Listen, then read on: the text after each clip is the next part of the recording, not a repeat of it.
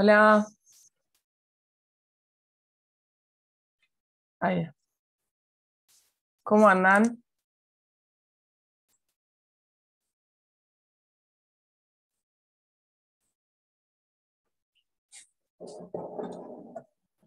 Vamos a esperar que alguno más se conecte.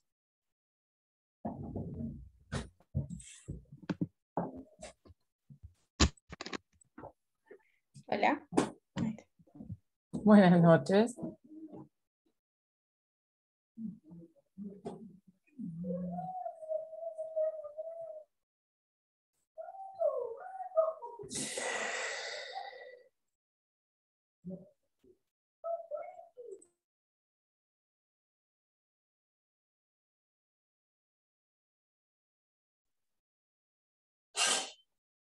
¿Cómo la vienen llevando?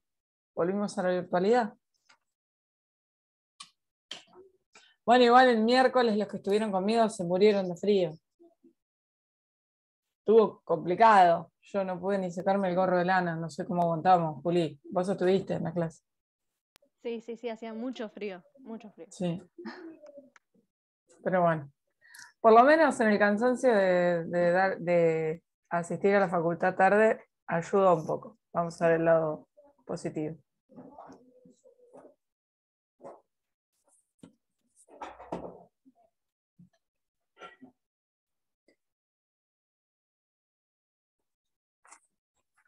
¿Ustedes qué dicen? ¿Esperamos 5 minutos más?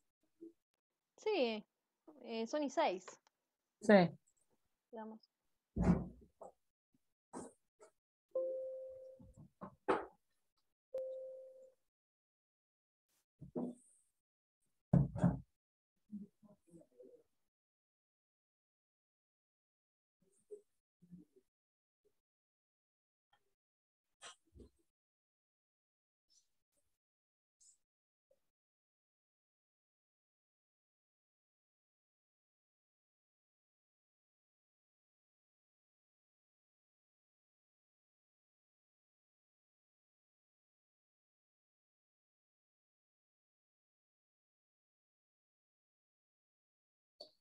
Lo bueno de todo esto es que pude traerme el mate.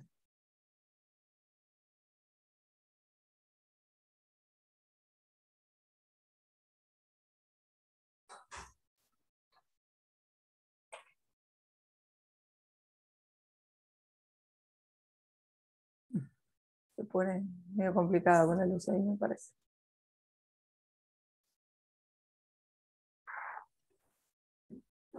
¿Estuvieron viendo algo de seguros?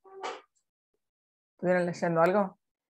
Sí, ayer Rodrigo hizo hincapié en lo más importante, digamos, como para ya un pantallazo, digamos. Muy bien.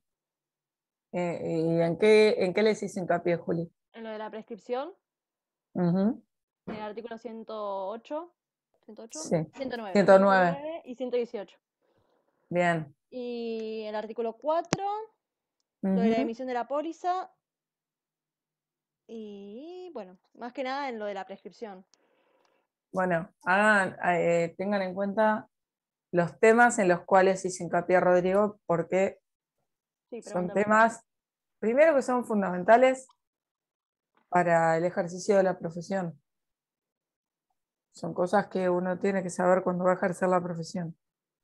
Pero también son temas que se podrán imaginar que son temas recurrentes en preguntas, ¿no?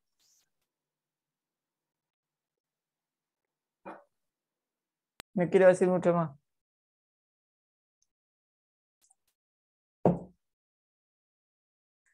Sí, como se habrán dado cuenta, lo que más que nada se está haciendo hincapié es la bolilla 10. Por eso yo les dije el miércoles que estuve con ustedes que me iba a tomar 2 clases para ver el tema de la bolilla 10. Es larga, es compleja, pero es el tronco de todo lo demás.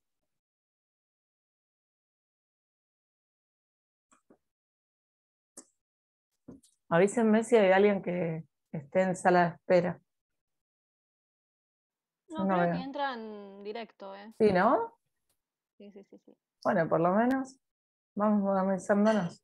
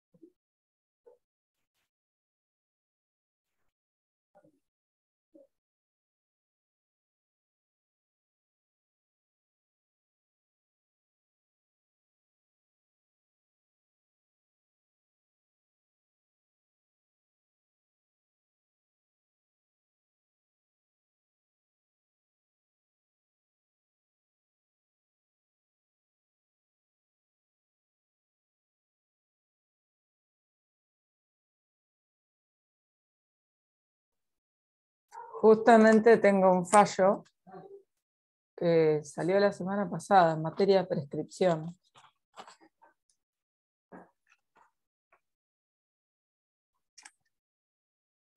La verdad que es medio complejo. Yo no entendí, él decía, bueno, yo quiero que ustedes en el examen respondan si es de 1 año, 3 años, o de 5, o de 10 antes de 2015 el plazo genérico era de 10. Entonces, ¿qué les parece a ustedes? Entonces no sabes qué responder. A ver, lo más importante, aprovechen que es un gran docente y que encima trata de ayudarlos a razonar. ¿Qué pasa? Hay una gran discusión en cuanto a la prescripción en materia de contrato de seguro, porque o sea, primero depende de la relación que involucre el contrato. Si es en la relación, o sea, si la prescripción está referida a la relación entre el tomador de la póliza o el asegurado y la compañía, en principio aplica el artículo 58 de la 17418. Y el plazo va a ser de 1 año. Ahora, si la primera ventana o la primera opción que se empieza a abrir en la ramificación la da también el 58 en el último párrafo, cuando habla respecto del beneficiario en el seguro de vida, que dice que va a ser de 3 años desde que tomó conocimiento, desde ocurrir, a ver, esperen, me fijo bien, ya te digo, me tildo, un par de, no me acuerdo, tiene una particularidad la fórmula, es 3 años desde la ocurrencia del siniestro, pero, artículo 80. No, el artículo 58. Ahí está. Acá estoy. Dice, 3 años. Ahí está. El plazo de prescripción para el beneficiario se computa desde que conoce la existencia del beneficio, pero en ningún caso excederá 3 años del siniestro. Ahí, así venía el juego. Entonces, ahí hay otra particularidad en cuanto a normativa específica en materia de prescripción. Pero ¿qué pasa para el tercero? Entonces, a ver, para el asegurado o el tomador, antes de la sanción del Código Civil y Comercial, si aplicabas el plazo genérico, era un plazo de 10 años, porque es una relación contractual. Después de la sanción, o sea, con el año 2015 en adelante, ya el 2560 habla de un plazo genérico de 5 años.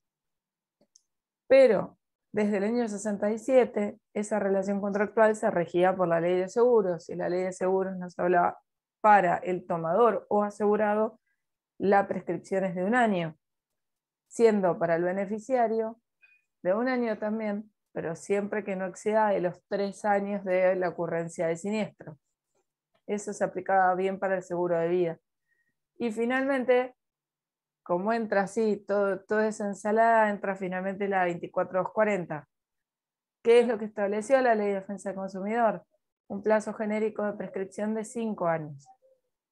Entonces, la gran discusión, acuérdense, hace 2 miércoles atrás, que charlábamos, y bueno, pueden tener opiniones encontradas y siempre que estén fundadas en derecho van a ser totalmente aceptables. De una ley general no puede, de alguna manera, vulnerar estipulaciones de una ley especial, y todos aquellos fundamentos que hacían a una biblioteca u otra y que levantaban la postura de la aplicación o no de la ley de defensa del consumidor. En este caso, mientras existe una ley específica, yo particularmente entiendo que la prescripción que debería correr entre asegurado y aseguradora es la de 1 año del artículo 58, y no así la de 5 años. Sin embargo, fíjense cómo está todo tan discutido, que el 26 de mayo del 2022, o sea, hace nada más que 15 días atrás, la Cámara Nacional de Apelaciones en lo Comercial, la Sala F, dictó sentencia en los autos Jiménez Carlos con Escudos Seguros. Era un juicio entre un asegurado y su aseguradora. Y si hay algo que destacó cuando empieza a hablar de los fundamentos de la aplicación de la Ley de Defensa del Consumidor o no, da los fundamentos, hace un desarrollo, pero dice, síguese de ello, que la normativa que resulta más favorable al consumidor afectado, en virtud de la integración normativa y de conformidad con las pautas que fija el artículo 3 de la 24.240, es la que fija el plazo genérico establecido en el artículo 2560 del cuerpo normativo y no el plazo anual dispuesto por el magistrado. En este caso, en este juicio, toman al accionante, que sería el asegurado, como un consumidor. Y a partir de ahí la Cámara entiende que como consumidor le aplicaría las normas más favorables y le aplica el artículo 2560 del Código Civil. Y juzgan aplicable en materia de prescripción el plazo de 5 años previsto en el artículo 2560. ¿Por qué? Dice, en tal contexto, ponderando que el siniestro fue denunciado por el asegurado el 7 de agosto del 2019 y la demanda interpuesta el 14 de julio del 2021, el plazo de prescripción no está cumplido. En definitiva, hay un juego muy grande. Es un tema bastante, complejo, como todos los temas, porque si uno agarra el Código Civil y Comercial, ve que el artículo 2560 establece un plazo genérico. Y después, 2561 y 62 hablan de casos puntuales y los enumera, y en los dos artículos, dentro de los casos, menciona cuestiones vinculadas con el seguro. Seguro de transportes, creo que es, seguro de transporte de mercancía. Pero bueno, 2017. ¿Empezamos? Somos los que estamos los que somos. Seguimos conociendo este mundo nuevo y si quieren les comparto algo que venía de la etapa de la virtualidad y que habla de toda esta parte de la bolilla de conceptualidad. El anfitrión inhabilitó la función de compartir la pantalla de los principios. Bueno, estaría bueno saber quién es el anfitrión. Debe ser secretaría académica. ¿Alguien tiene el teléfono como para comunicarse? ¿No? Qué macana. Bueno, tenía la intención de compartir y en la virtualidad, digamos que en plena pandemia, abría secretaría académica y después nos dejaba como anfitriones. Bueno, no importa, vamos a tratar de charlarlo así. Tratemos de abocar a la bolilla 10, por lo menos en lo que hace a las partes más fundamentales.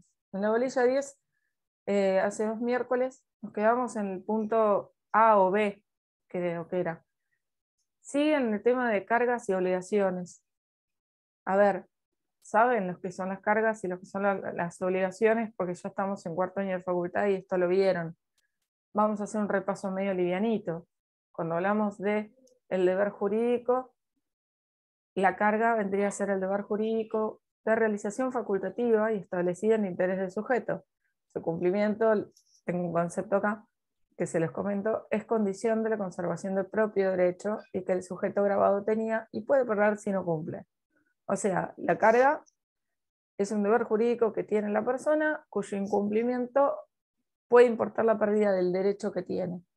La obligación es la relación jurídica en virtud de la cual alguien debe satisfacer una prestación a favor de otro. En definitiva, la obligación, acuérdense que habla de una contraprestación, o sea, requiere de otra persona. No sé si, perdón, Secretaría Académica, ¿me podrías dejar como anfitriona si les comparto pantalla? Gracias. Ahora sí, buenísimo. Ya estoy.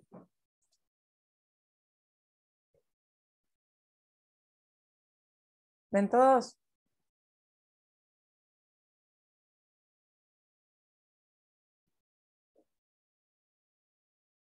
Ahí estoy. Vamos acá.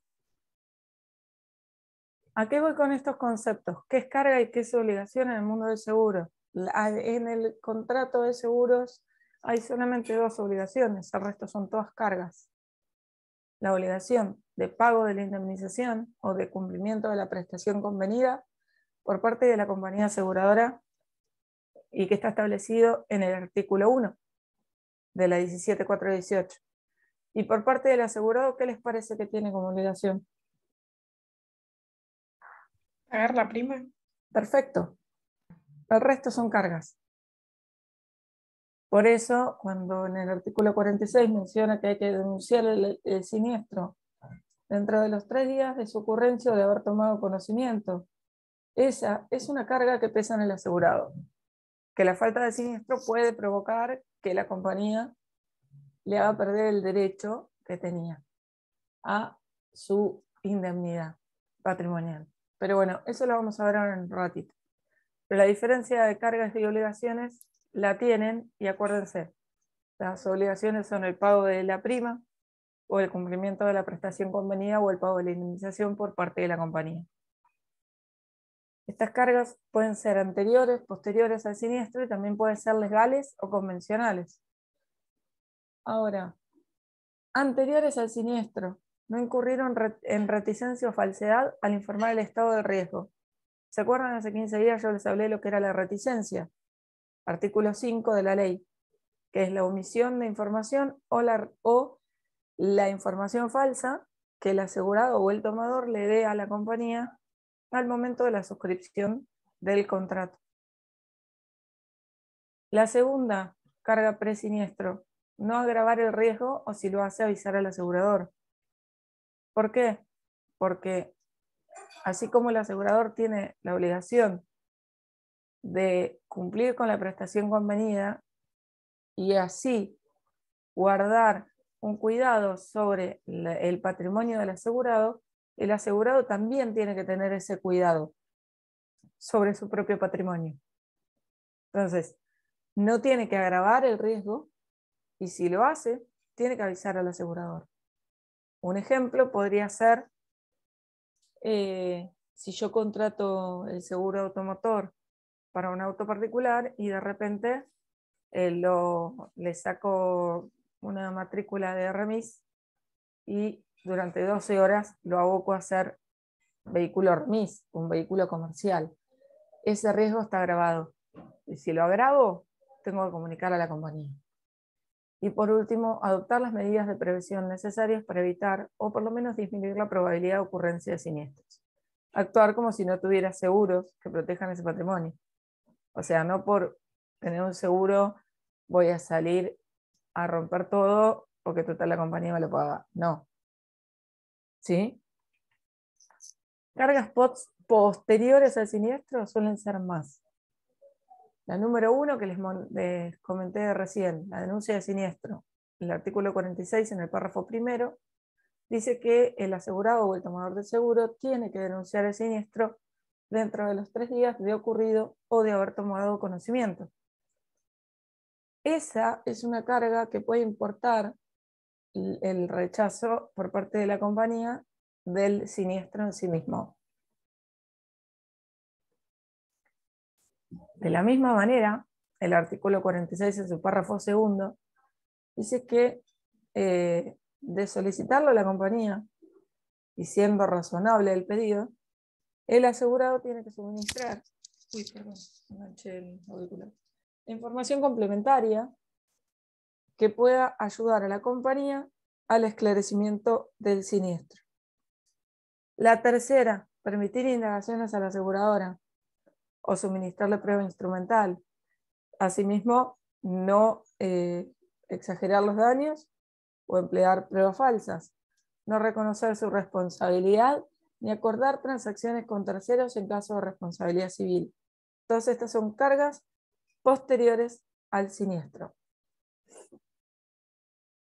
Sigo con el programa y me encuentro con todo este tipo de conceptos.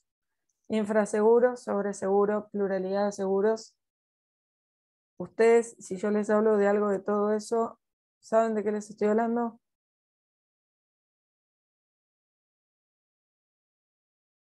Vamos que estamos con calorcito, ya no nos podemos quejar.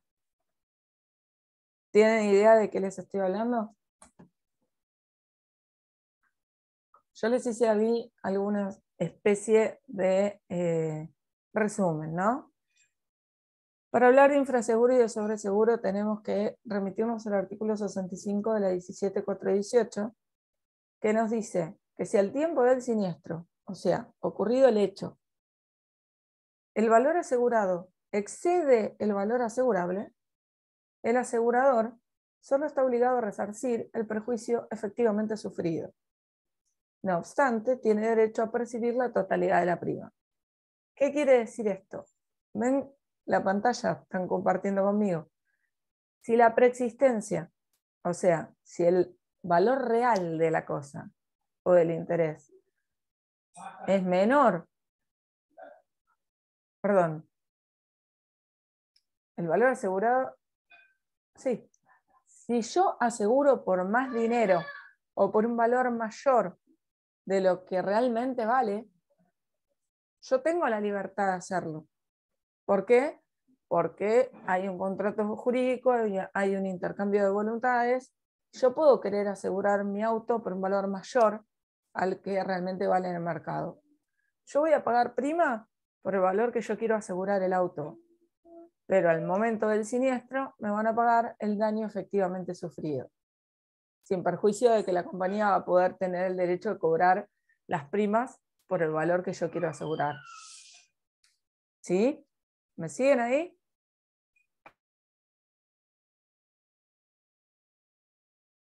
Sí, sí. Profe, pero ¿y el exceso de que se paga? Entonces, ¿qué se hace con eso? Parecería ser una ganancia de la compañía. O sea, si mi vehículo sale 150.000 pesos y yo quiero asegurar en el mercado y yo lo quiero asegurar por 200.000, yo voy a pagar prima porque yo quiero que me aseguren el vehículo por 200.000, y si yo tengo un daño de 50.000, la compañía me va a pagar el daño efectivamente sufrido. Eso es lo que dice el artículo. ¿Sí? O sea, si yo tengo la destrucción total de mi auto, va a haber el valor del daño, el valor de mi auto en el mercado, y me va a pagar el valor de mercado del auto, sin perjuicio de que yo hubiera contratado por un valor mayor. Ahora, ¿qué pasa con el infraseguro? Pasa exactamente al revés. Si el valor asegurado es inferior al valor real de la cosa o del interés, el asegurador solo va a indemnizar el daño en la proporción que resulte de ambos valores, salvo pacto en contrario. O sea, la indemnización va a ser una proporción entre la suma asegurada y la preexistencia. ¿Me entendieron? Sí, Si yo, a ver, hablando en un ejemplo concreto, si yo estoy asegurando por el 70% del valor real, ese 70% va a influir al momento de calcular el daño. ¿Me entienden? Se saca un cálculo, pero el cálculo va a ser sobre la base de que el capital no es el 100%, sino que es menos. El programa les sigue hablando de coseguro. Cuando hablamos de coseguro, ¿ustedes piensan en algo en particular? ¿La medicina? Es similar. Las obras sociales, Ahí las obras está, sociales. ahí está. Donde ambas obras sociales o hay más de un ente salen a satisfacer una prestación, ¿no? Bueno, en este caso es muy similar, donde se instrumenta en una única póliza con la identidad de las condiciones contractuales de más de una compañía. Hay una multiplicidad de relaciones jurídicas independientes sin solidaridad. No hay solidaridad. Cada compañía va en la medida de lo que proporcionalmente le corresponde. E incluso el asegurado tiene que notificar a cada compañía que existe otra que asegura el mismo bien y por cuánto valor. Y se emite una única póliza. Pero bueno, esto habla de diferentes conceptos en materia de multiplicidad de seguros. Pero yo me quiero venir para esto. Bueno, esperen, perdón. Si lo quieren ver un poquito más fresco, lo ven en el artículo 67 a 69. Solamente les leo el 67 para que se den cuenta las condiciones que se tienen que llevar a cabo para que se dé o que se configure el coseguro o la pluralidad de seguros. Dice que quien asegura el mismo interés y el mismo riesgo con más de un asegurador, notificará sin dilación a cada uno de ellos de los demás contratos celebrados con indicación del asegurador y de la suma asegurada, bajo pena de caducidad, salvo pacto en contrario. Y establece en el segundo párrafo la responsabilidad mancomunada, o sea, no hay responsabilidad solidaria, sino que cada uno responde en la medida de su seguro. ¿Sí? Estoy viendo, sigo, así me meto acá, que es un poquito más complejo el tema. Tranquilos que se dilucida enseguida. Siniestro. En el programa les habla de siniestro, les habla de denuncia, les habla de liquidación.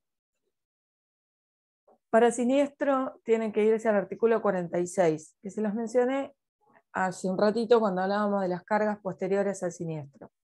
El primer párrafo les indica que el tomador o derecho habiente, en su caso, dice, comunicará al asegurador el acaecimiento del siniestro dentro de los 3 días de conocerlo. Y freno ahí. Porque puede ocurrir que el derecho habiente, en el caso de seguro de personas, tome conocimiento del fallecimiento del asegurado que lo vincula un mes después. O sea, el derecho habiente sabe que falleció, pero toma conocimiento de la existencia de la póliza un mes después. Desde el momento que toma conocimiento de este derecho que puede tener al cobro, tiene que hacer la denuncia de siniestro. Por eso la ley permite, y es muy... ¿Se acuerdan cuando yo les hablé en la primera clase que les dije que personalmente entiendo que la ley tiene muchos aspectos mucho más protectorios del tomador o del asegurado, de la parte débil de la situación, que hacen a veces innecesaria la aplicación de la ley de defensa del consumidor? Bueno, este es un caso. Dice que el tomador o derechohabiente en su caso comunicará al asegurador, o sea, hará la denuncia, dentro de los 3 días de conocerlo. No precisamente habla dentro de los 3 días de ocurrido el siniestro. Bien. Y dice, el asegurador no podrá alegar el retardo o la omisión si interviene en el mismo plazo en las operaciones de salvamento o de comprobación del siniestro del daño. Y ustedes podrán preguntarme cuándo el asegurador interviene en el mismo plazo en la comprobación del siniestro o en la evaluación del daño. Y les voy a hacer un poco de memoria, sobre todo porque yo trabajé en esa época en una compañía donde una época entre los años 2009 y 2011 y quizás unos años atrás también, de un accidente. Un primer accidente entre un colectivo y un camión en la ruta 88, donde se invadieron carril de circulación, chocaron. Se provocaron muertes y lesiones graves. Otro hecho fue un colectivo que cruzaba, venía por la ruta 63 y cruzaba las vías del tren en la llegada a Dolores para tomar la ruta 2.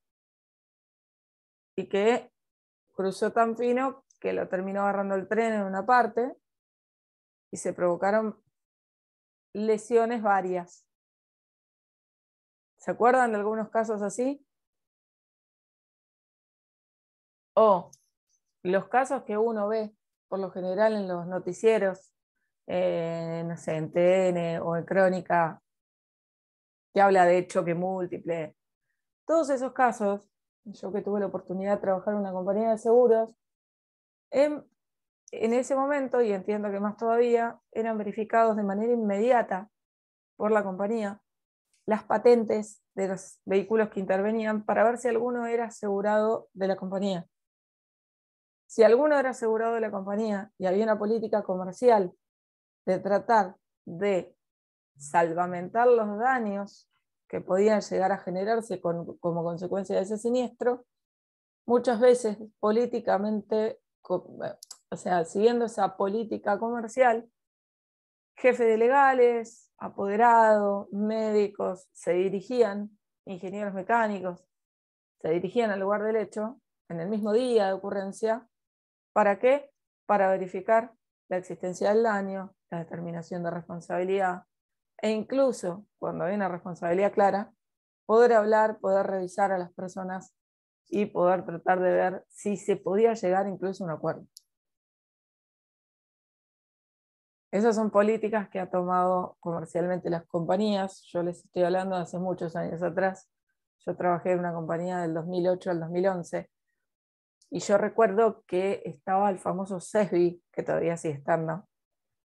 No sé si alguno escuchó hablar del CESBI, pero nosotros en CESBI poníamos una patente y automáticamente esa patente salía si tenía una aseguradora, quién era la aseguradora, si había un contrato vigente o no. Entonces uno descubría, y a partir de descubrir si había una aseguradora, si éramos nosotros, bueno, en el caso de la compañía donde yo trabajaba, se salía a tratar de salvamentar daños. Salvo que a las claras se hubiera visto que era un caso de no responsabilidad del asegurado, que también la compañía en la que trabajé lo tuvo. Y les voy a hacer el recuerdo de otro lado. No sé si recuerdan que hace bastantes años, yo les hablo que yo trabajé el 2008-2011, y cuando yo ingresé ya era juicio, así que sería 2004, 2005. En Capital Federal, más que nada en Vicente López, se corrían carreras por Libertador. Y hubo una carrera de picadas, perdón, ahí está, no me salía la palabra. Y una picada que se corrió donde un chico al volante se llevó por el aire y mató a una mujer que iba con una nena a UPA.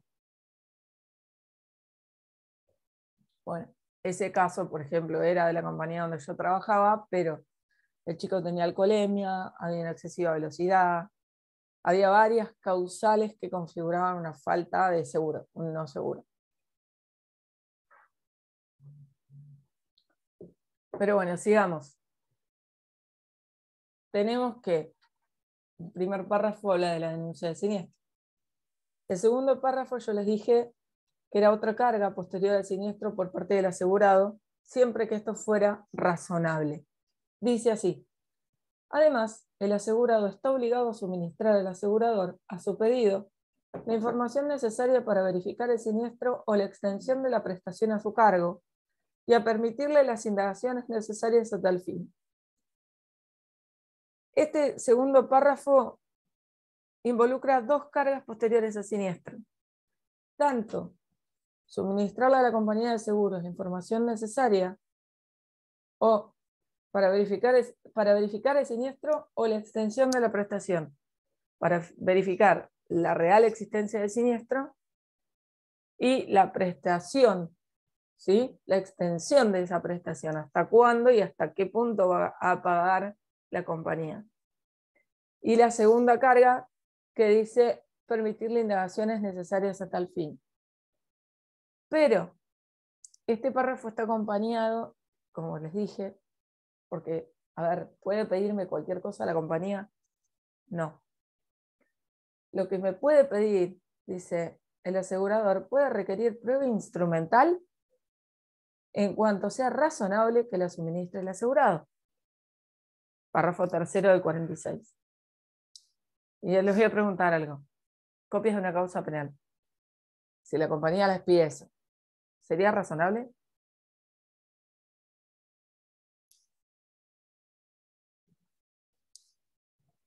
No quiero aburrirlos. Entonces, quisiera que piensen conmigo.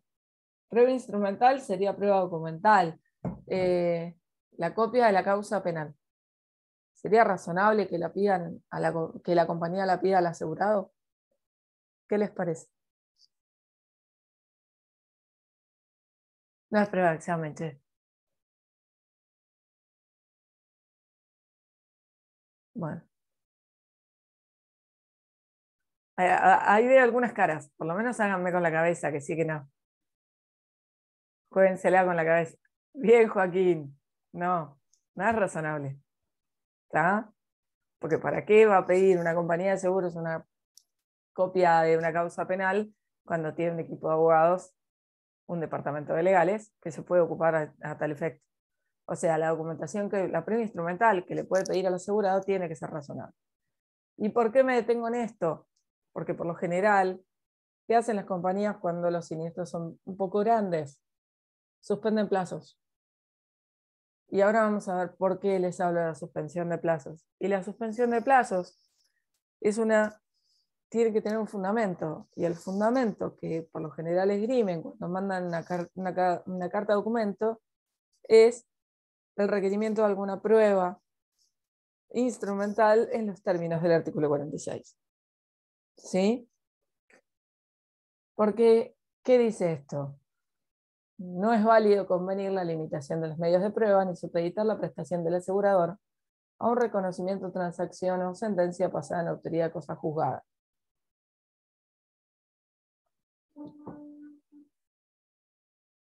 Ahora, me voy a la parte de la liquidación. Y ven este cuadro muy, muy básico que les hice. Así de básico es, pero se entiende bastante.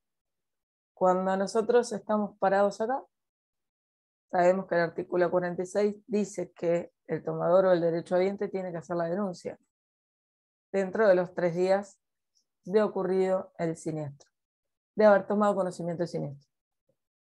Después yo les puse el 56 acá. El 56 les habla del silencio del asegurador. ¿Por qué? Porque desde que se recibe la denuncia, el asegurador va a tener 30 días para pronunciarse acerca de si acepta o rechaza el siniestro. Y el artículo dice así: el asegurador debe pronunciarse acerca del derecho del asegurado dentro de los 30 días de recibida la información complementaria prevista en los párrafos 2 y 3 del artículo 46. Vieron que yo les decía, ¿se puede hacer la denuncia? ¿Puede la compañía pedir documentación? Sí, con base en el párrafo 2 y 3 del artículo 46. Y ese va a ser el argumento, ¿para qué? Para suspender los plazos que le estuvieran corriendo. ¿Qué plazos? Los 30 días del artículo 56. Ahora, ¿qué pasa si yo reintegro o sea, doy cumplimiento como asegurado con la entrega de la documental o de la prueba instrumental que me están pidiendo? Automáticamente los plazos se reanudarían, ¿sí? Porque los plazos se suspenden. Llego el día 31 y la compañía puede decir rechazo el siniestro y va a dar argumentos de tal. Pero si la compañía no dice nada, el silencio importa aceptación. Ahora, en este caso, empieza a jugar el artículo 49. ¿Por qué? Porque el 49 nos va a decir que en el seguro de daños patrimoniales, y ahí empezamos a dividirnos en los dos grandes equipos, el crédito del asegurado se va a pagar dentro de los 15 días de fijado el monto de la indemnización o de la aceptación de la indemnización ofrecida una vez vencido el plazo del artículo 56.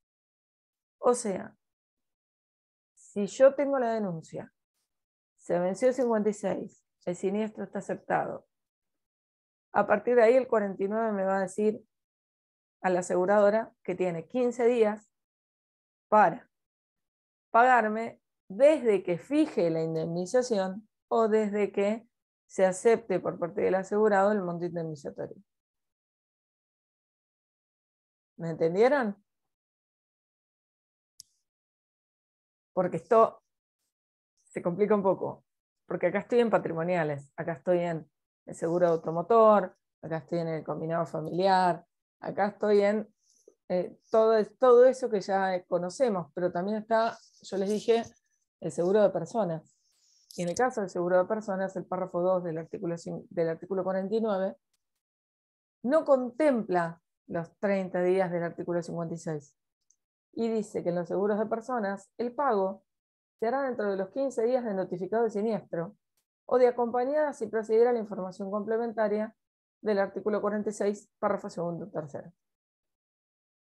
Por eso yo acá les puse, en el caso de denuncia, personas directamente liquidadas siniestro. ¿Sí? ¿Quedó claro? ¿Podría repetir dentro de qué plazo es el de seguro de personas? Sí. En el seguro de personas el pago, o sea, la compañía va a estar obligada a pagar dentro de los 15 días de notificado de siniestro. O sea, desde el ingreso de la denuncia, la compañía va a tener 15 días para liquidar el siniestro, o en su defecto, si pide la documentación, 15 días desde que pide la documentación.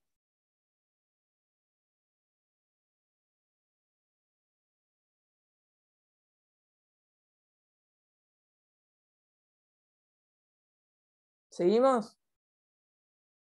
¿Avanzamos? Sí, profe. Bárbaro. Ahí están viendo cláusulas claims made y follow the fortune. También lo tienen dentro de la bolilla 10. Estas cláusulas las van a ver en reaseguros.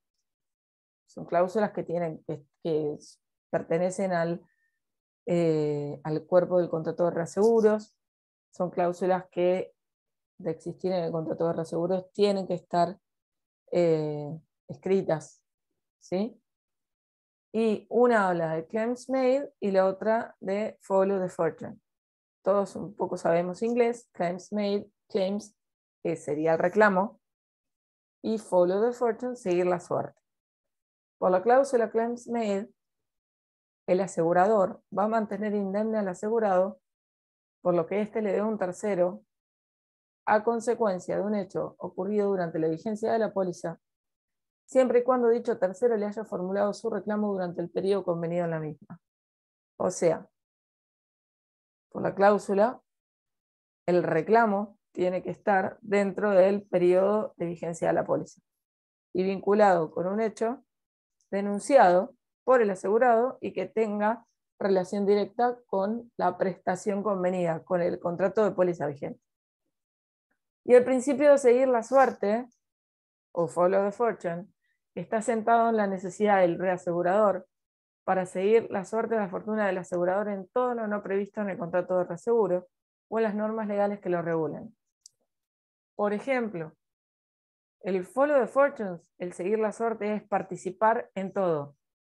Cuando se está establecida esa cláusula de follow the fortunes, la compañía de seguros, ¿se acuerdan que yo hace 15 días les hice como una especie de L? Y les dije, una cosa es el contrato de seguros y otra cosa es el contrato de reaseguros, que tienen como unión una sola parte, que es la aseguradora por un lado, que es reasegurado por el otro. Bueno, el reasegurador sigue la suerte del reasegurado. Entonces, si sigue la suerte en las buenas y en las malas. ¿Y qué quiero decir con esto? Que la compañía que contrata un reaseguro con la cláusula de seguir la suerte va a cobrar su prima y lo que corresponda de prima por el contrato de reaseguros lo va a trasladar a la reaseguradora. Entonces, cuando cobra la prima nuestra, le va a ingresar y le va a trasladar y le va a generar el ingreso de esa prima porcentual a la reaseguradora. ¿Y qué pasa frente al siniestro? Lo que pague la aseguradora va a pagar en la medida de lo convenido en el contrato de reaseguro la reaseguradora. Por eso se dice seguir la suerte.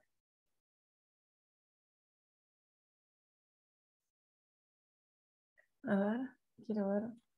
¿Dónde estoy acá? Ajá. Vamos a ver estos dos temas y voy a repasar acá mi pequeño machetito para ver si me queda algo colgado del programa. Vamos a ver el tema fronting y vamos a ver de vuelta, que lo estábamos charlando con Juli al principio de la clase, el tema de la prescripción. Cuando hablamos de fronting, ¿ustedes saben de qué hablamos?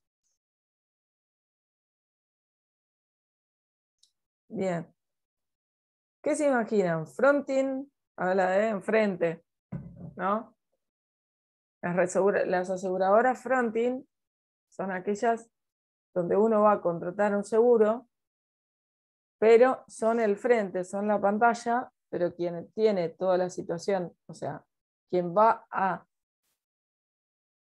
resguardar el patrimonio del asegurado en los términos del artículo 109, y ahí vuelvo sobre lo que Rodrigo les resaltaba ayer, y quien va a responder y quien va a ir por el principio de indemnidad del artículo 109, quien va a dar cumplimiento a ese principio, va a ser en definitiva el reasegurador, que es elegido por el asegurador, ¿sí? Por eso yo les puse que la contratación de un seguro, cuando el verdadero asegurador, cuando la verdadera compañía es el reasegurador elegido por el asegurado. O sea, uno va y contrata con una compañía de seguros sabiendo que el reasegurador, o sea, que la compañía madre reasegura el 100% y que a través de esa cláusula, de esa póliza fronting, en realidad quien va a responder, quien va a proteger mi patrimonio y quien va a dar cumplimiento con la obligación de indemnidad va a ser el reasegurador. Antes que me pregunten, no encontré ni tengo conocimiento de alguna aseguradora fronting. De acuerdo a lo que está establecido en la normativa, tiene que tener dentro de las resoluciones de superintendencia, indican que las pólizas fronting tienen que tener una indicación que en el texto de la póliza, en las condiciones particulares, de que se trata de una póliza fronting. Pero ¿cuál es el riesgo? ¿Se acuerdan que en la primera clase yo les hablé que el tronco de normas eran la 17.418, la 20.091, la 22.400 y la 12.988? ¿Qué establecía la 12.988? Que todo interés asegurable que tuviera domicilio en nuestro país tenía que ser asegurado por compañías de nuestro país para evitar el fraude o el seguro offshore. En este caso, permitir una aseguradora fronting implicaría violar la prohibición, la discusión que está todavía candente, del artículo 2. Y en todo caso, se perdería el derecho de indemnidad o el derecho de indemnización. Pero bueno, esto es más que nada figurativo. Vamos a los temas importantes. Uno de los temas importantes que realmente son relevantes en la bolilla y sobre todo las cosas que son relevantes para la cátedra y a ustedes les van a servir para la profesión, es el tema de la prescripción.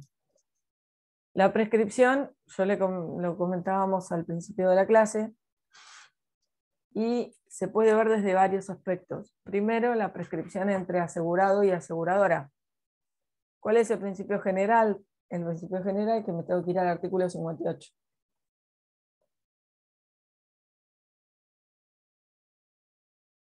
El artículo 58 dice: las acciones fundadas en el contrato de seguro prescriben en el plazo de 1 año, computado desde que la correspondiente obligación es exigible.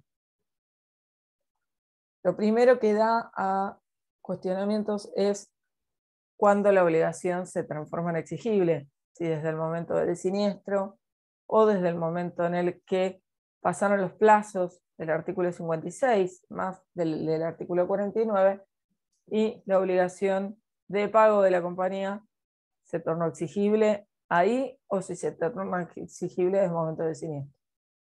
Pero más allá de eso, no había duda hasta hace algunos años de que el principio general de prescripción es de 1 año entre compañía y tomador o asegurado. ¿Qué pasa con este artículo 58?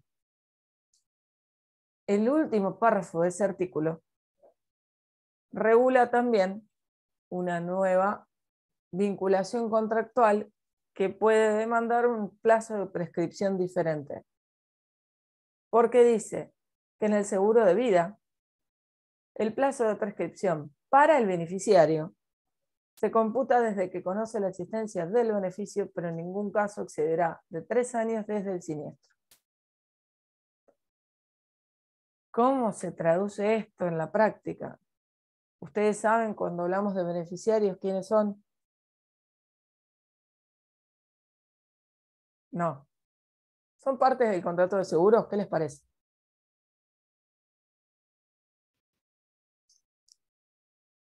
No, serían los que cobran, pero el contrato de seguro es entre el asegurador y el asegurado. Perfecto. Una pregunta Sería bastante... un Sí, contrato a favor de tercero. no precisamente. El beneficiario es una persona, es un personaje que aparece a partir de los seguros de personas, del famoso seguro de vida, que en realidad se le llama seguro de vida porque comercialmente se podía vender si uno decía seguro de vida, porque en verdad es seguro de muerte. O sea, el seguro opera a partir de la muerte de la persona que lo toma, ¿no? Y la indemnización la pasa a cobrar quien uno designa como beneficiario. Entonces, en definitiva, es un tercero en la relación contractual y es un tercero al que le nace un derecho. Y ese derecho lo puede exigir. Y la prescripción para exigir ese derecho, el cobro de ese derecho, va a ser en este caso un año. A ver, perdón, en el seguro de vida, el plazo de prescripción para el beneficiario va a ser un año también, desde que conoce la existencia del beneficio, pero nunca va a exceder de 3 años de ocurrido el siniestro. Por supuesto que siempre se plantean los cuestionamientos de, porque somos inquietos, porque somos creativos y decimos, ok, si pasaron 2 años y medio de la ocurrencia del siniestro, ya la prescripción del beneficiario no va a ser de un año, va a ser menor, pero el principio general que apela es un año, salvo que haya pasado más tiempo. O sea, el único límite de tiempo que aplica son los 3 años de ocurrido siniestro. Hasta ahí tenemos asegurado, aseguradora, beneficiario con su derecho a cobro. Me contaba Juli que ayer estuvieron charlando con Rodrigo y que también Rodrigo les hablaba de los 10 años del Código Civil. ¿Por qué? Porque antes de la sanción, porque una relación contractual como la de asegurado y aseguradora importaba también la aplicación o no de los 10 años antes del 2015. Pero vino la ley 24240 y la ley 24240 estableció un plazo genérico de 5 años en materia de prescripción. Y por otro lado, el Código Civil, antes de la sanción del Código Civil y Comercial, le daba otro tipo de plazo a quien era tercero víctima en esta relación contractual. Y antes de la sanción del Código Civil y Comercial, el tercero víctima tenía 2 años desde la ocurrencia del hecho. Luego de la sanción con el Código Civil y Comercial, el artículo 2560 entiende que hay un plazo genérico de 5 años. Discusiones van a encontrar muchas. Yo particularmente sigo entendiendo y sosteniendo con mi criterio que la ley 17418 es una ley especial que no puede ser derogada por una ley general. Por lo tanto, entiendo yo que para mí la prescripción que corre entre asegurado y aseguradora tiene que ser de 1 año, porque no puede aplicarse la prescripción que determina la ley de defensa del consumidor. Así también para con el beneficiario. Hay criterios contrapuestos y en particular, les comentaba y les vuelvo a decir, el 26 de mayo de este año, la Cámara Nacional de Apelaciones en lo Comercial, en Capital, Sala F, determinó en Jiménez Carlos con Escudos Seguros que la prescripción entre asegurado y aseguradora era de 5 años. Porque entendió que el asegurado es un consumidor de seguros y como consumidor afectado le aplica la integración normativa y de conformidad con las pautas fundamentales que fija el artículo 3 de la 24.240, entienden que es más razonable la aplicación del plazo genérico establecido en el artículo 2560 del Código Civil y Comercial. Este artículo, en este caso, el siniestro había sido en el 2019 y la demanda fue interpuesta en el 2021. Por lo tanto, Escudos Seguros planteó la prescripción del artículo 58. En primera instancia, le hicieron lugar a la demanda de Escudos Seguros y en Cámara cambiaron el criterio. No solo en este caso, sino también en Sidner, Nélida, con la Meridional Compañía Argentina de Seguros, del año 2020. Con lo cual, la Cámara de Apelaciones en lo Comercial en Capital ya está empezando a aplicar el artículo 2560 para los asegurados, entendiendo a ellos como la parte más débil y como la parte consumidora de la situación y del vínculo contractual. A ver, quiero dejarles de compartir y quiero repasar con ustedes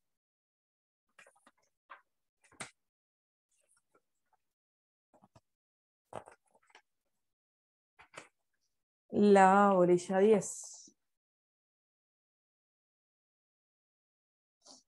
Las partes del contrato de seguros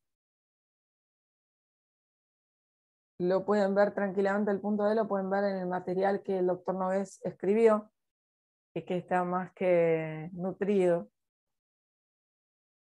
Institutos típicos del seguro, nosotros los estuvimos viendo, si quieren lo vemos un poco más, y empezamos a ver cargas está visto, infraseguro, sobreseguro y coseguro, el siniestro, las cláusulas y la prescripción. Si quieren podemos repasar un poco el tema de los institutos, y así tenemos la bolilla 10 cerradita, ¿sí?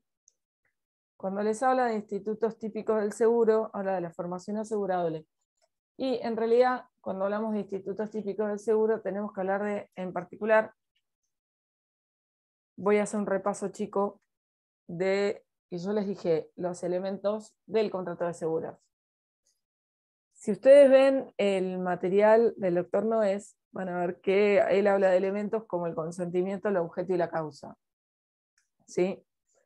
Que no se traducen más que el consentimiento, lo pueden ver en el artículo 4. ¿Por qué? Porque el artículo 4 de la ley 17.418 dice que el contrato de seguros es consensual. ¿Y esto qué implica? Incluso el propio artículo lo dice, que la vigencia del contrato comienza aún antes de haberse emitido la póliza. ¿Sí? Entonces el consentimiento es el elemento fundamental en lo que hace la estructura del contrato como tal, porque el contrato de seguros es consensual. El objeto y el interés y la causa no son ni más ni menos que el riesgo y el interés asegurable. Entonces me voy al objeto, que es el riesgo, y fíjense que el artículo 2 de la ley 17.418, cuando les habla del objeto, les habla de que tiene que tener un interés económico lícito. Y con esto podemos definir al riesgo, por ejemplo, como una eventualidad prevista en el contrato, como una posibilidad de que se produzca un evento dañoso previsto en el contrato que obliga a la aseguradora o a resarcir el daño o a cumplir la prestación debida. El objeto es esa posibilidad de que se produzca un daño que esté previsto en el contrato. Y para hacer posibilidad y para reunir las características de riesgoso, por decirlo así, y siendo redundante, si hablamos del riesgo, el riesgo tiene que ser incierto, tiene que ser una posibilidad, tiene que ser futuro, tiene que estar previsto en el contrato y tiene que ser ajeno a las partes, ajeno a la voluntad de las partes. ¿Por qué les digo incierto y futuro? ¿Por qué? Porque acuérdense que hace 15 días atrás, cuando les leí el artículo 3 de la ley 17.418, y les dije que una de las cuestiones más novedosas que tenía esta ley era que permitía la retroactividad de la ley. ¿Se acuerdan? Bueno, siempre y cuando que tanto el tomador del seguro desconozca que el siniestro hubiera ocurrido o que fuera imposible la ocurrencia del siniestro. Entonces, el riesgo, siempre que el riesgo persista, siempre que el asegurado desconozca que el riesgo se tradujo en un siniestro, o sea, se concretó, o que el riesgo nunca se va a concretar, en ese caso, permitía la retroactividad. ¿Por qué? ¿Qué pasa si no tengo riesgo? Si no tengo riesgo, no tengo la posibilidad de que ocurra el siniestro. Entonces pierdo un elemento esencial del contrato, se me cae el contrato de seguro. ¿Sí? Y yo les dije, el consentimiento, la causa, el objeto, que vendría a ser el riesgo, y la causa, que es ¿por qué contratamos? ¿Por qué queremos tener un seguro? Porque nosotros tenemos un interés de conservar algo o alguien. Ese interés, ese interés jurídico sobre algo o alguien no se materializa, o si bien se materializa de acuerdo al objeto concreto de ese contrato. Pero en lo que hace al elemento genérico, se denomina interés asegurable. Entonces, conforme biblioteca tradicional, los elementos esenciales en el contrato de seguro son el riesgo, el interés asegurable y la prima. Ahora, ¿qué pasa? Ya vimos lo que era el riesgo. El interés asegurable, ya estábamos hablando que el artículo 60 habla de interés económico lícito. Ya la ley establece condiciones que tiene que tener este interés asegurable. Tiene que ser económico, puede poder ser cuantificable y lícito. Tiene que ser lícito. ¿Cómo se puede llegar a describir o a conceptualizar el interés asegurable? Bueno, Bouillot tiene una definición bastante completa y dice que es la relación patrimonial que una persona tiene respecto de una cosa para que no se produzca el riesgo que pueda provocar un daño en el mismo o en su patrimonio. Y Stiglitz es una definición más sencilla porque dice que es el interés lícito de que un siniestro no ocurra. Y creo que en ese sentido Stiglitz es más genérico y también involucra los seguros que no son patrimoniales, porque dice que el interés asegurable no es más ni menos que un interés lícito de que un siniestro no ocurra.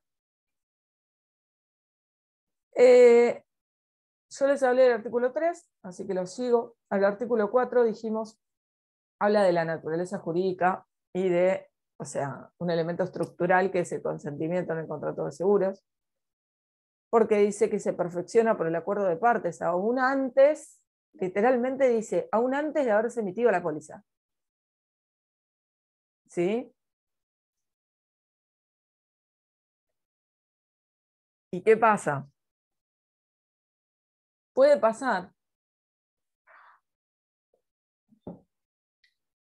que nosotros como asegurados con un productor o con una compañía establecemos y convenimos determinado seguro con determinada cobertura, con determinado capital, ponemos las pautas claras y hoy, 15 de junio, ustedes se van con el convencimiento de que ya se llegó a un acuerdo de partes y que ustedes tienen un seguro con determinadas condiciones. La póliza les llega el 20. Y cuando les llega el 20, las condiciones de cobertura no eran las pactadas. ¿Qué pasa si estamos en una diferencia entre la propuesta y la póliza? Y ahí empiezan a jugar artículos artículos 11 y 12. No me quiero equivocar, quiero apelar a la memoria.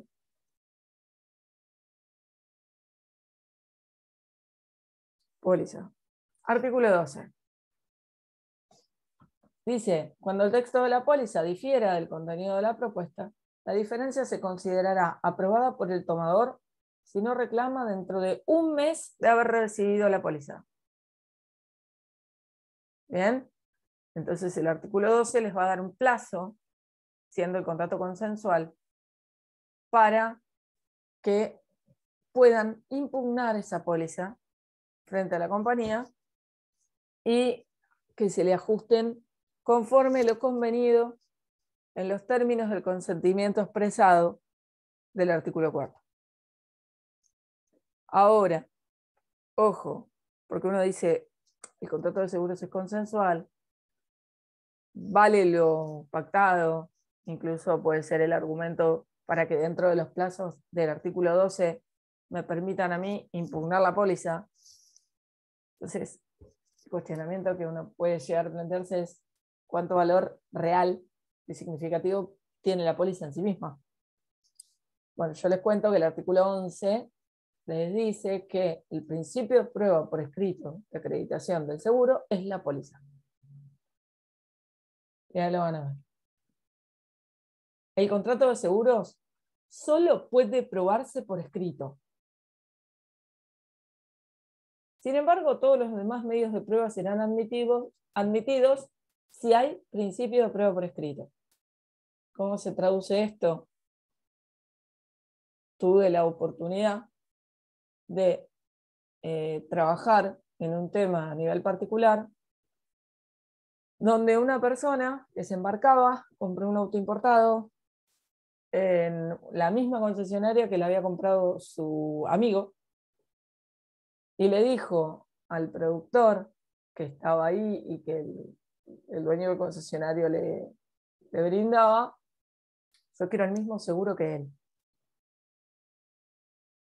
Época donde existían las dos cláusulas de destrucción total, la del 80 y del 20 y la del 20 y del 80. ¿Qué pasó? Esta persona se embarcó otra vez, se bajó, fue a buscar el auto, la póliza no había sido emitida aún, y un verano, en la vuelta de la caseta a la noche, trompo, se rompe todo, queda internado, destrucción total del auto. Y en eso llega la póliza. Y cuando hacemos el reclamo, tomamos conocimiento que, mientras que al amigo le habían dado la póliza, perdón, me equivoco, la póliza nunca había llegado. Cuando hacemos el reclamo, nos rechazan el siniestro por la cláusula de destrucción total, porque el valor de los restos superaba el 20% del auto. Esa cláusula que después fue anulada o decretada su nulidad y hoy por hoy no existe. ¿Qué pasaba? Cuando fuimos a ver la póliza nunca llegaba, y cuando vamos a ver la póliza del amigo, el amigo tenía una cláusula donde no importaba los restos, sino que lo que importaba era el daño en sí mismo. Si el daño era superior al 80% del valor del auto, había destrucción total. Entonces era exactamente al revés. La compañía aportó la póliza, terminamos en juicio, y él nunca había recibido, en realidad él había recibido la póliza y nunca la había impugnado en los términos del artículo 12, porque se había embarcado y habían pasado los 30 días.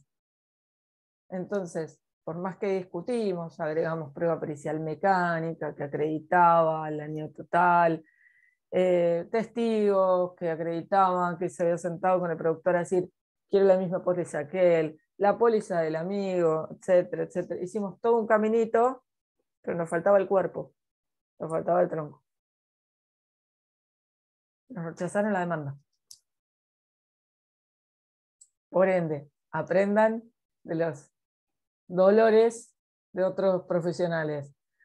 El principio de prueba del contrato es la póliza, sin perjuicio de la consensualidad. ¿Sí? Seguimos un poquito más.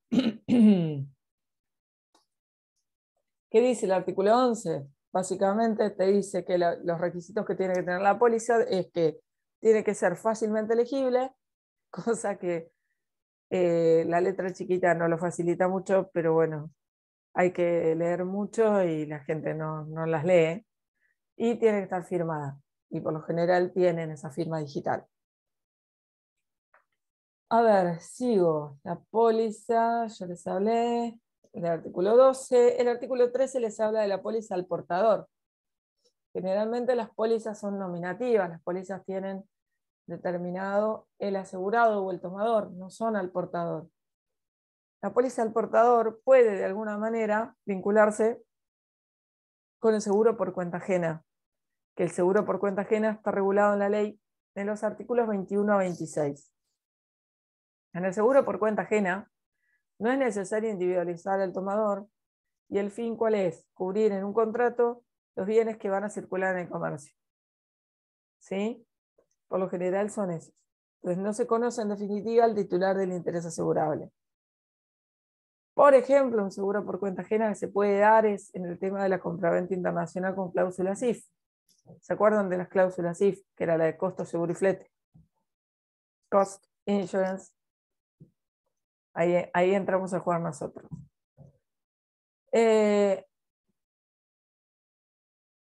este caso, el depositario era el titular de la póliza del vendedor y el buque y el depositario final también eran titulares de intereses asegurables como compradores. Y les dije, las pólizas por lo general son nominativas. Pueden ser a la orden y pueden ser al portador. Al portador, por lo general, un ejemplo claro de la póliza al portador es la póliza de caución, la de seguro de caución, que es aquella que con la entrega de la póliza, o sea, la tenencia de la póliza importa la generación de ese derecho al cobro indemnizatorio. Cuando se acompañan las pólizas de caución, por ejemplo, vieron derecho administrativo a esta altura del partido, de la facultad y todo. Y en derecho administrativo, cuando se presentan ofertas, o sea, se abre una licitación para una contratación, se presentan los oferentes y los oferentes que se presentan tienen que garantizar su oferta, garantizar el mantenimiento de esa oferta. ¿Cómo lo garantizan? Con una póliza de caución. Esa póliza se acompaña, queda en poder del Estado y en el caso del incumplimiento por parte del proveedor, esa póliza puede ejecutarse. ¿Y quién la ejecuta? El Estado con la sola tenencia. ¿Sí? Las pólizas a la orden se les llaman aquellas a favor de una persona determinada que pueden transmitirse por endoso y, por ejemplo, son en el seguro de transporte cuando están vinculados a la carta de porte. ¿Sí? Después, sigo un poquito con el tema de institutos típicos del seguro. No quiero que se me pase ninguno, pero veo que ya se hacen las 9:20. Franquicias y descubiertos obligatorios. ¿Saben lo que es la franquicia y el descubierto obligatorio?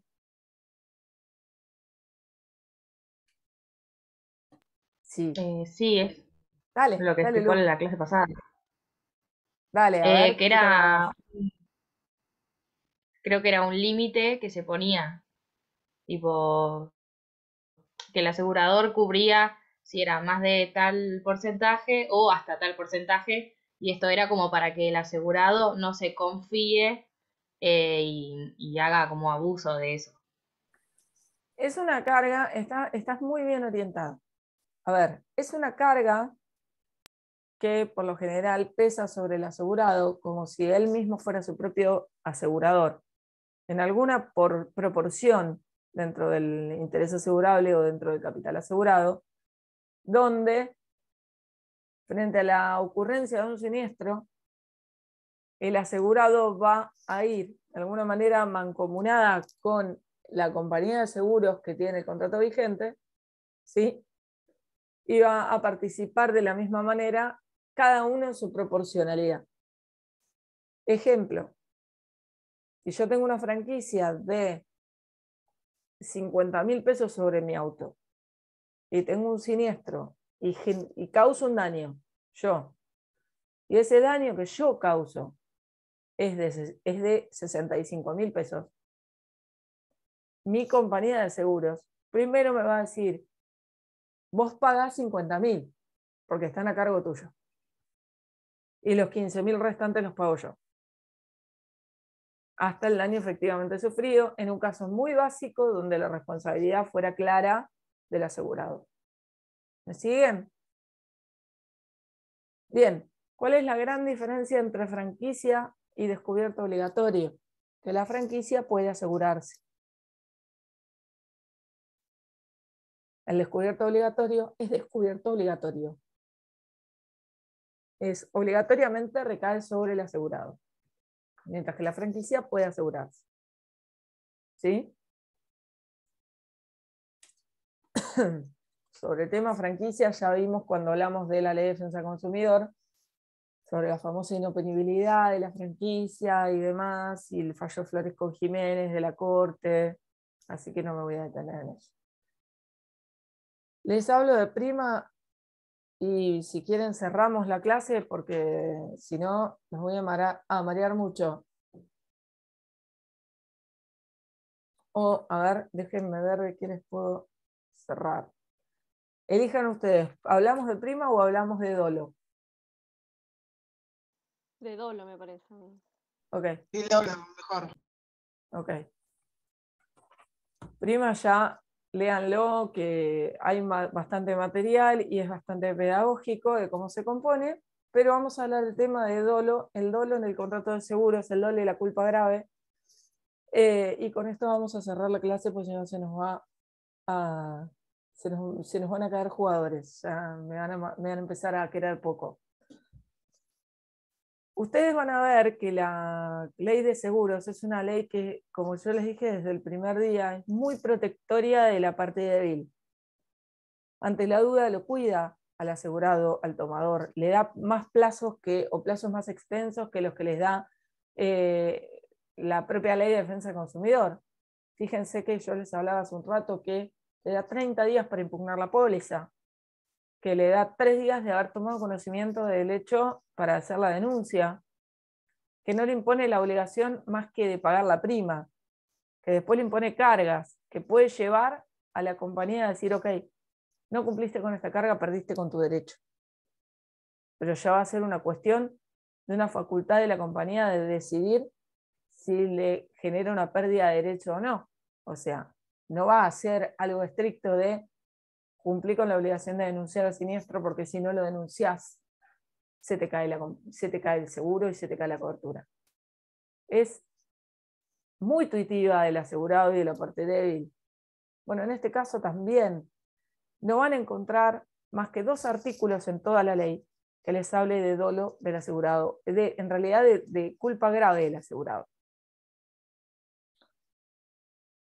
Y sabemos que el dolo necesita de elementos configurativos de un dolo delictual, mientras que la culpa grave habla de una conducta de un asegurado medio, una imprudencia, una impericia extrema, con cuidar, o sea, omitir los cuidados más elementales. ¿Saben cuál es la diferencia entre dolo y culpa grave?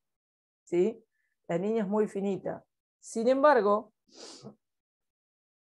la intención evidente de la gente de provocar el siniestro, si se acredita, genera el dolo del asegurado, como yo les comentaba en el ejemplo del chico que corría picadas, y que corriendo picadas a una excesiva velocidad y con dosaje de alcohol en sangre, embistió a una chica que cruzaba la avenida Libertador con su nena chiquita y las mató a las 2. Ahí claramente estuvo configurado un dolo, y había exceso de velocidad, pero 100 kilómetros más de la velocidad permitida, había un dosaje de alcohol en sangre superior a 1,5, estaban configuradas circunstancias que